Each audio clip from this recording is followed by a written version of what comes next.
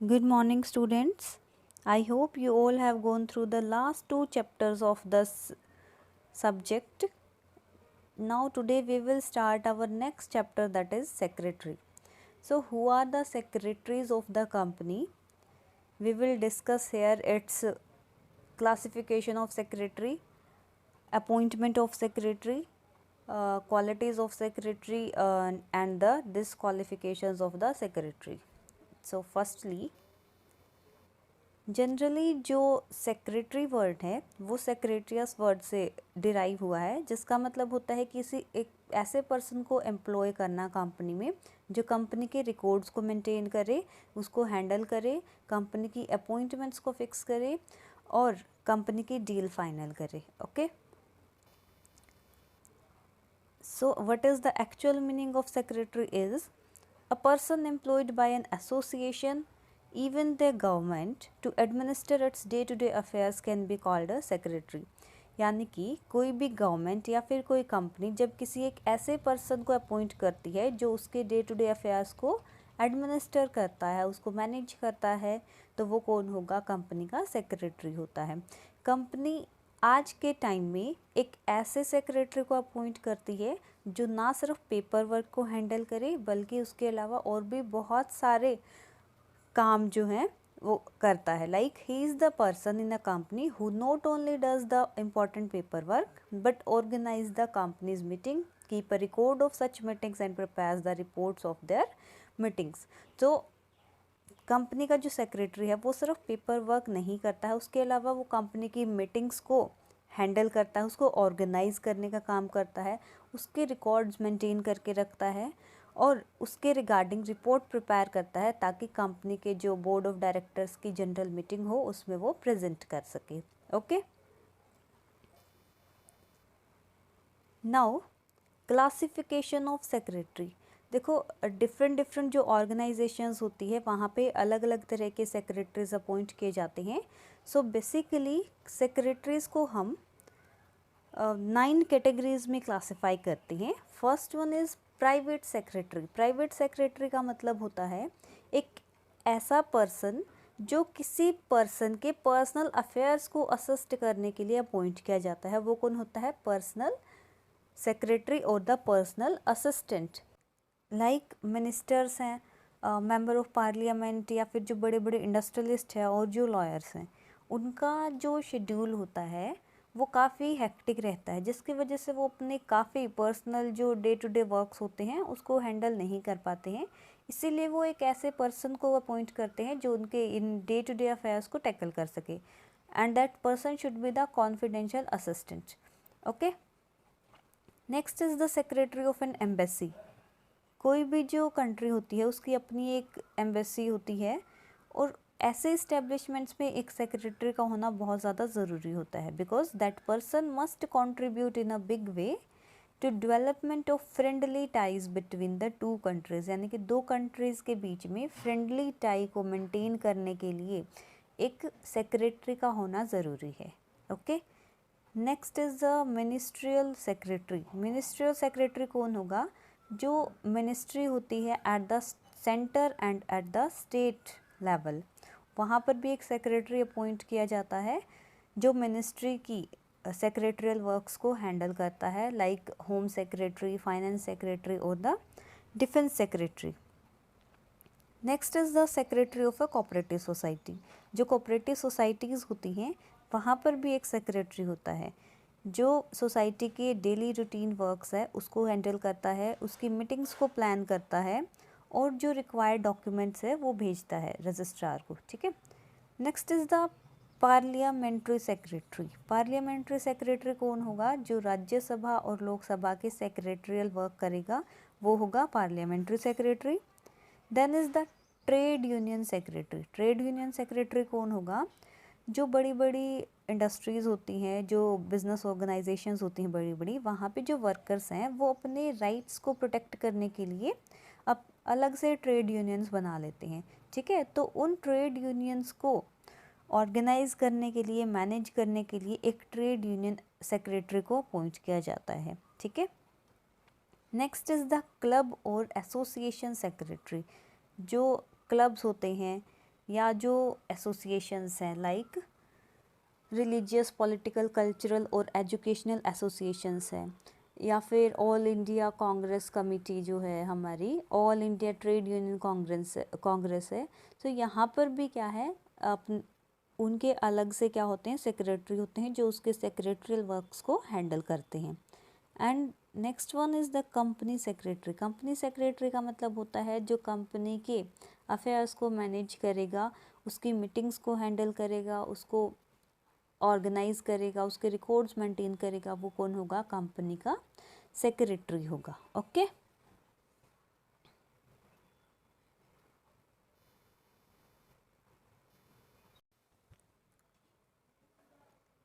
Now is the definition of company secretary.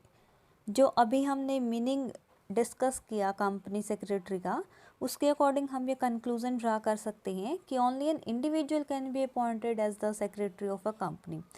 Company का secretary सिर्फ एक इंडिविजुअल को ही अपॉइंट किया जाता है, कोई भी फर्म या फिर कोई एसोसिएशन कंपनी का सेक्रेटरी नहीं बन सकती। Only a person with the prescribed qualifications can be appointed as a secretary.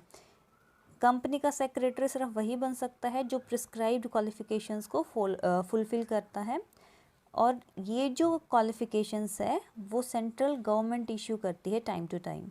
And the duties of a secretary are the ministerial, not the administrative and not of course the managerial. ना तो managerial होती हैं और ना ही administrative होती हैं। Company के secretary की जो ड्यूटी होती है वो कैसी होती है, just like ministerial.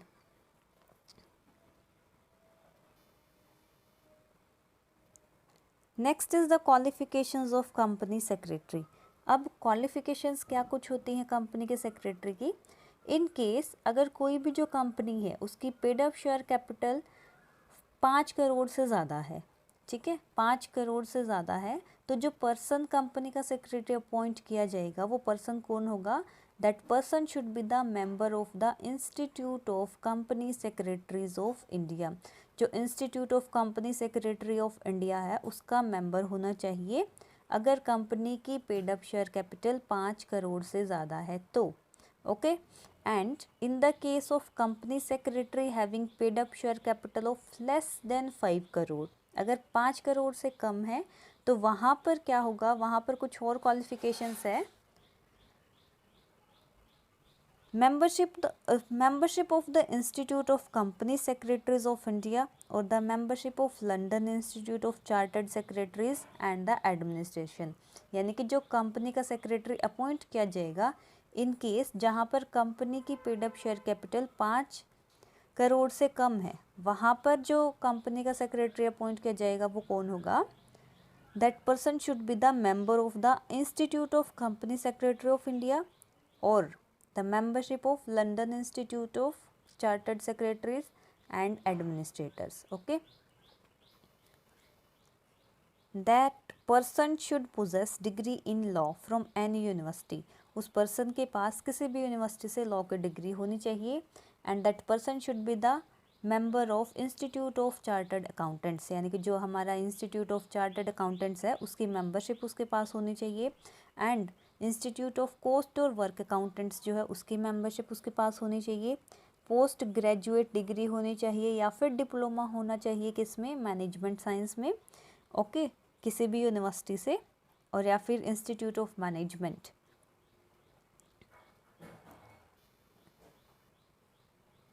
Post graduate degree होनी चाहिए कॉमर्स में या फिर कॉरपोरेट सेक्रेटरीशिप में, किसी भी यूनिवर्सिटी से इंडिया की होनी चाहिए वो university. And post graduate diploma in corporate laws and management from the Indian law institute, और इंडियन लॉ इंस्टीट्यूट से उसके पास में पोस्ट ग्रेजुएट डिप्लोमा होना चाहिए in corporate law and management. And post graduate diploma होना चाहिए कंपनी सेक्रेटरीशिप का from the institute of commercial practices new Delhi. And membership होनी चाहिए secretaries and managers associations Kolkata. Okay, and in case अगर company की जो पेड अप शेयर कैपिटल है वो 5 करोड़ से ज़्यादा हो जाती है, मीन्स पहले अगर 5 करोड़ से कम थी और बाद में अगर कंपनी की paid up share capital 5 crore से ज़्यादा हो जाती है तो कंपनी की paid up share capital increase होने के 1 साल के अंदर अंदर कंपनी को एक होल टाइम सेक्रेटरी अपॉइंट करना होता है, and that person must be the member of the institute of company secretaries of India, new Delhi. Okay, now qualities of a secretary. First one is impressive personality. जो भी person company का secretary appoint किया जाएगा, that person must have an impressive and the influencing personality. Okay, तभी जो है वो company के डायरेक्टर्स का कॉन्फिडेंस जीत पाएगा और तभी जो है उसको डायरेक्टर्स का कोऑपरेशन मिल पाएगा। And besides being physically impressive, that person must be intelligent, persuasive and the hard working. Okay, sound general knowledge. Country में जो भी सिचुएशंस एट प्रेजेंट चल रही है, जो भी प्रिवेलिंग सिचुएशंस है, जो भी इकोनॉमिक, सोशल और जो पॉलिटिकल सिनेरियो है, उसकी कंप्लीट नॉलेज उसको होनी चाहिए। And to make the right decisions at the right time. Company का जो सेक्रेटरी है उसको ये पता होना चाहिए कि what is the right and what is the wrong between in the given situation. Okay, next is the command over languages, यानी कि कंपनी जिस रीजन में लोकेट करती है, मीन्स जहाँ पर कंपनी की लोकेशन है वहाँ की लैंग्वेज की उसको पूरी समझ होनी चाहिए, क्योंकि कंपनी का जो सेक्रेटरी है उसको बहुत सारे पेपर वर्क करने होते हैं और बाद में फिर जो है उसे एक्सप्लेन करना होता है in the understandable form. Okay, so उसको पूरी नॉलेज, पूरी जो है कमांड उस लैंग्वेज पे होनी चाहिए जहाँ पर वो कंपनी लोकेट कर रही है वहाँ की। ठीक है, next is the knowledge of the laws. Means company का जो सेक्रेटरी है उसको सभी लॉज की अच्छे से नॉलेज होनी चाहिए, कि कंपनी पर जो भी रूल्स रेगुलेशंस या जो भी लीगल रिक्वायरमेंट्स जो भी अप्लाई होनी है उन सब की उसको पूरी नॉलेज होनी चाहिए। like companies performance से regarding like laws related to contracts, sales and purchase of goods, monetary, patent, trademarks and copyright laws related to insurance और agency law, तो इन सब laws की उसको पूरी knowledge होनी चाहिए। Next is the knowledge of the companies act. Companies act की complete knowledge उसको होनी चाहिए और साथ में जो भी उसमें साथ टाइम टू टाइम जो अमेंडमेंट्स आते रहते हैं कंपनीज एक्ट में उसकी पूरी नॉलेज होनी चाहिए ताकि वो राइट टाइम पर राइट डिसीजन ले सके। Okay, next is the knowledge of book keeping and the accountancy. Laws के अलावा कंपनी के जो लॉज हैं, जो कंपनीज एक्ट के जो प्रोविजंस हैं, उनके अलावा जो कंपनी का सेक्रेटरी है उसको नॉलेज होनी चाहिए बुक कीपिंग और अकाउंटेंसी की भी, क्योंकि कंपनी का जो सेक्रेटरी है उसको कंपनी की बुक्स ऑफ अकाउंट से डाटा कलेक्ट करके और फिर कंपनी की जो बोर्ड की मीटिंग होती है, जनरल मीटिंग, उसमें उसे प्रेजेंट करना होता है। तो इसलिए उसे बुक कीपिंग और अकाउंटेंसी की नॉलेज होनी चाहिए ताकि उसको किसी और पे उसके लिए डिपेंड ना रहना पड़े। Okay, next is the knowledge of organization and the management. जो ऑर्गेनाइजेशन है और जो मैनेजमेंट है, जो भी एडमिनिस्ट्रेटिव ऑफिस है कंपनी का, उसमें पूरा एक्सपर्ट होना चाहिए कंपनी का सेक्रेटरी, क्योंकि जो अल्टीमेट रिस्पॉन्सिबिलिटी होती है वो सिर्फ और सिर्फ किसकी होती है, कंपनी के सेक्रेटरी की होती है। क्योंकि ये भी कहते हैं, it has been rightly said that while the directors are the brains of the company, the secretary is his ears, eyes and the hands. Okay, next is the knowledge about the meetings, कि जितनी भी company की meetings होती है उसके बारे में complete knowledge उसको होनी चाहिए, क्योंकि कंपनी के सेक्रेटरी का मेन वर्क तो यही होता है ना कि वो कंपनी की मीटिंग्स का जो शेड्यूल्स है वो फिक्स करे, कंपनी की मीटिंग्स को ऑर्गेनाइज करे। ठीक है, उसकी माइन्यूट्स जो भी हैं उसको प्रिपेयर करे, उसकी रिपोर्ट तैयार करे, तो ये सब वर्किंग उसकी होती है। तो उसको कंप्लीट नॉलेज होना चाहिए कंपनी की जो मीटिंग्स है उसकी। ठीक है, नॉलेज ऑफ फॉरेन लैंग्वेज। अगर कंपनी की फ़ॉरेन में, यानी कि अगर कोई भी मल्टीनेशनल कंपनी है और उसकी फ़ॉरेन में ब्रांचेस हैं, तो उसको हेल्दी रिलेशनशिप और हेल्दी ट्रेड रिलेशनशिप मेंटेन करने के लिए ज़रूरी है कि कंपनी के सेक्रेटरी को फॉरेन लैंग्वेजेस भी आनी चाहिए। Okay, and the last one is knowledge of trade. Means company का जो सेक्रेटरी है उसको कंपनी की ट्रेड की भी नॉलेज होनी चाहिए, क्योंकि अगर उसको ट्रेड की नॉलेज होगी तभी जो है वो कॉम्प्लेक्स प्रॉब्लम्स को हैंडल कर पाएगा। ठीक है, so he must have the knowledge about the trade of the company. Now the next is the appointment of secretary. Secretary की अपॉइंटमेंट 3 तरीके से की जाती है। First is the appointment by the promoters. In case कि कंपनी की incorporation से पहले अगर अपॉइंटमेंट की जाएगी कंपनी के सेक्रेटरी की, तो वो अपॉइंटमेंट की जाती है कंपनी के प्रमोटर्स के थ्रू। और ऐसे केस में जैसे ही कंपनी इनकॉर्पोरेशन में आएगी तो उसके बाद कंपनी के जो डायरेक्टर्स हैं उनकी जब फर्स्ट मीटिंग होगी, तो उस मीटिंग में उस पर्सन को ये कंफर्म करना होगा कि वो एज अ कंपनी सेक्रेटरी अभी कंटिन्यू करेगा या नहीं करेगा। और अगर वो कंटिन्यू करे तो उसको कंपनी के साथ में एक रिटन कॉन्ट्रैक्ट साइन करना पड़ेगा। Okay, next is the appointment under the articles of association. कभी कभी ऐसा भी होता है कि कंपनी के आर्टिकल्स में भी ऐसा मेंशन होता है कि एक पर्टिकुलर पर्सन ही कंपनी का सेक्रेटरी बनेगा, बट अगर कंपनी के जो डायरेक्टर हैं वो उस पर्टिकुलर पर्सन को as a company secretary appoint नहीं करते हैं, तो वो पर्सन कंपनी पर केस नहीं कर सकता, क्योंकि कंपनी सिर्फ जो भी मतलब एक्शंस करती है उसके लिए वो सिर्फ अपने मेंबर्स के लिए लायबल है, not to the outsiders. Okay, appointment by the directors. Legally अगर देखा जाए तो कंपनी के जो बोर्ड ऑफ डायरेक्टर्स हैं वो भी कंपनी के सेक्रेटरी के अपॉइंटमेंट कर सकते हैं।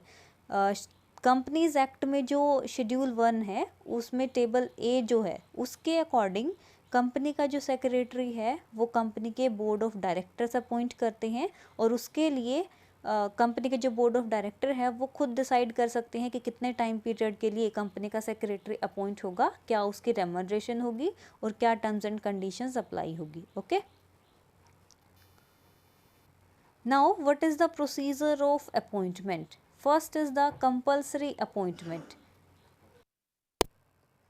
किसी भी कंपनी की पेड अप शेयर कैपिटल अगर 5 करोड़ या उससे ज़्यादा है और तो वहाँ पर कंपनी को एक होल टाइम सेक्रेटरी अपॉइंट करना होता है। और अगर किसी कंपनी में उसके जो बोर्ड ऑफ डायरेक्टर्स हैं उसमें सिर्फ 2 ही डायरेक्टर हैं, तो उन दोनों में से कोई भी कंपनी का सेक्रेटरी नहीं बन सकता। Next is the resolution of appointment, जहाँ पर कंपनी के सेक्रेटरी की अपॉइंटमेंट या तो कंपनी के प्रमोटर्स के थ्रू की जाती है और या फिर आर्टिकल्स के प्रोविजंस के अकॉर्डिंग की जाती है। तो वहाँ पर कंपनी के जो डायरेक्टर है उन्हें अपनी फर्स्ट मीटिंग में कंपनी के सेक्रेटरी के अपॉइंटमेंट को कंफर्म करना होता है, और रेजोल्यूशन में स्पेसिफिकली मेंशन करना होता है सेक्रेटरी के जो अपॉइंटमेंट से रिगार्डिंग टर्म्स एंड कंडीशंस हैं वो, उसका टाइम पीरियड, उसके scope of operations and the remuneration. Next is the disclosure of interest. अगर कोई भी कंपनी का डायरेक्टर किसी एक पर्टिकुलर पर्सन को कंपनी का सेक्रेटरी अपॉइंट करना चाहता है और उसमें उसका पर्सनल इंटरेस्ट है, तो वो कंपनी को डिस्क्लोज़ कर सकता है। लेकिन जब कंपनी के सेक्रेटरी की अपॉइंटमेंट होगी तो उस टाइम पर रेजोल्यूशन में वो डायरेक्टर वोटिंग नहीं करेगा। Okay, next is the entry in the register. जैसे ही कंपनी के सेक्रेटरी की अपॉइंटमेंट हो जाती है तो उसके रिगार्डिंग, उसके अपॉइंटमेंट के रिगार्डिंग जितने भी डिटेल्स हैं, जो भी रेलेवेंट इन्फॉर्मेशन है, वो सभी कंपनी के रजिस्टर में मेंशन करनी होती है। Next is the information to the registrar. जैसे ही कंपनी के सेक्रेटरी की अपॉइंटमेंट हो जाती है तो उसके 30 दिन के अंदर अंदर कंपनी का जो रजिस्ट्रार है उसको ये सारी इन्फॉर्मेशन फर्निश करनी होती है। ओके,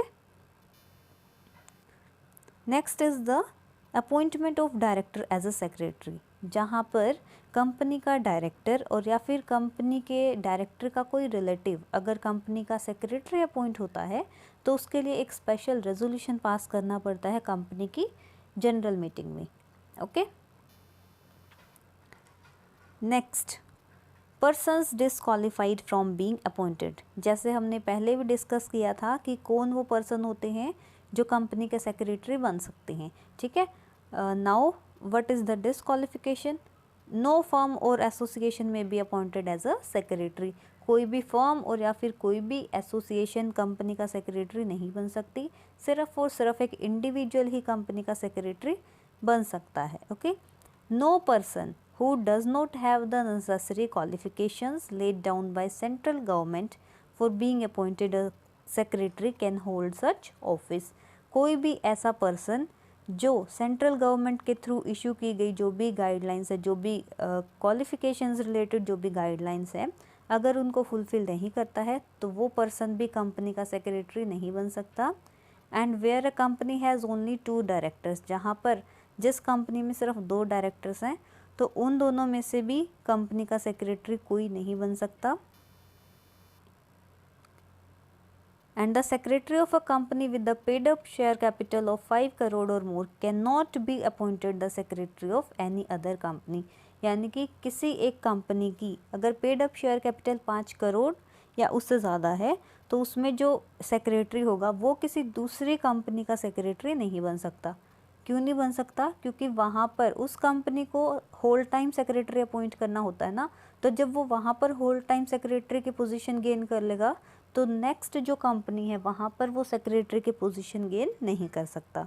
और no auditor of a company can hold the office of the company secretary, और कोई भी जो ऑडिटर है वो भी कंपनी का सेक्रेटरी नहीं बन सकता। Okay, next is the removal of secretary. Secretary को रिमूव कैसे किया जाता है, उसकी पोजीशन से कैसे हटाया जाता है। So in case a company secretary has been appointed for a definite period, he cannot be removed before the expiry of that period। अगर किसी भी कंपनी के सेक्रेटरी की अपॉइंटमेंट की जाती है किसी एक पर्टिकुलर पीरियड के लिए, तो उस टाइम पीरियड से पहले, उस टाइम पीरियड के एक्सपायर होने से पहले उसको हटाया नहीं जा सकता। बट अगर वो पर्सन अपनी ड्यूटी के रिगार्डिंग कोई नेग्लिजेंस करता है, कोई डिफ़ॉल्ट करता है, कोई मिसकंडक्ट करता है या डिसऑनेस्ट है या फिर कुछ भी अनएथिकल एक्टिविटी करता है, तो उस टाइम पर उसको उस एक्सपायरी पीरियड से पहले भी हटाया जा सकता है। Okay, next is the a company according to the terms of the secretary appointment and by giving him a notice as regarding the appointment contract may terminate the service of its secretary। यानी कि या तो जो company की secretary के appointment के regarding जो भी टर्म्स एंड कंडीशंस है वो, और या फिर अपॉइंटमेंट कॉन्ट्रैक्ट में अगर नोटिस के रिगार्डिंग कुछ भी मेंशन है तो उसके अकॉर्डिंग कंपनी के सेक्रेटरी को रिमूव किया जा सकता है। Next is the in case a secretary makes any secret profit. अगर कोई भी कंपनी का सेक्रेटरी कोई सीक्रेट प्रॉफिट अर्न करता है और या फिर कोई चीट करता है, मिसबिहेव करता है या मेंटली अनसाउंड हो जाता है, तो तब भी उस सेक्रेटरी को हटाया जा सकता है। ठीक है, and in case of the winding up of a company, अगर कंपनी वाइंड अप हो रही है तो वहाँ पर भी कंपनी के सेक्रेटरी को अपनी पोजीशन को वैकेंट करना होता है। ओके, अब ये था रिमूवल ऑफ सेक्रेटरी का टॉपिक। अब इसके बाद का जो टॉपिक है वो हम करेंगे नेक्स्ट वीडियो में। तब तक के लिए इसको कीजिए, और अगर कोई डाउट है तो आप पूछ सकते हैं मुझसे। Okay, thank you.